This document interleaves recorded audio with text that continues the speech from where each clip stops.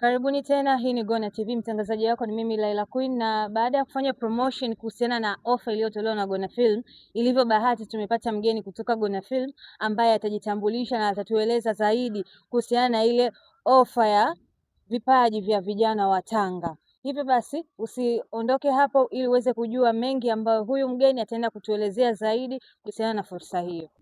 Habari, unaitwa nani? Mimi naitwa Abubakari Yusufu. Abubakari Yusufu.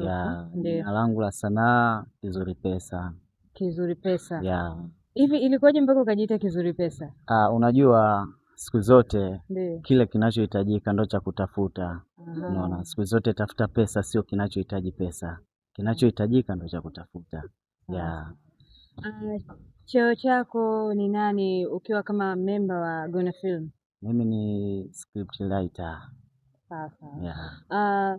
Ningependa uwafahamishe vijana wa Tanga ambao wameona hilo tangazo kuhusiana na kuja kukuza vipaji vyao kupitia Gonna Film, yaani uwajuze zaidi ili wapate ile hamasa ya kuona kabisa hichi kitu kinachoenda kufanyika, yaani kina uzito fulani. Okay. Yaani mimi ninachowaambia kwamba hili jambo ni neema. Ndio.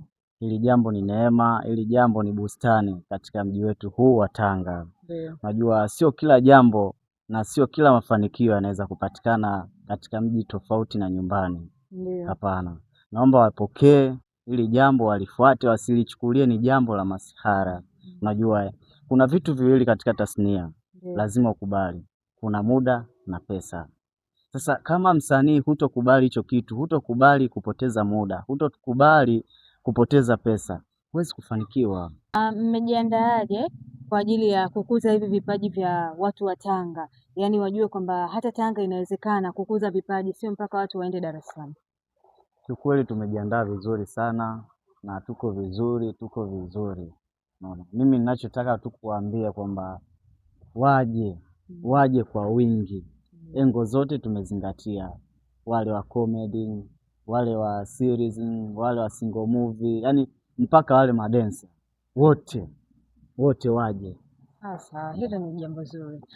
Huyu alikuwa ni scriptwriter wa Gonna Film akiwa anaelezea mikakati yao ambao wameiweka kwa ajili ya kukuza vipaji vya watu wa Tanga, vijana wa Tanga. Hivyo basi niwaombe, wito huu ni wenu vijana, mjitokeze kwa wingi ili muweze kufufua na kuonyesha vile vipaji, watu wajue nini tumekificha ndani yetu.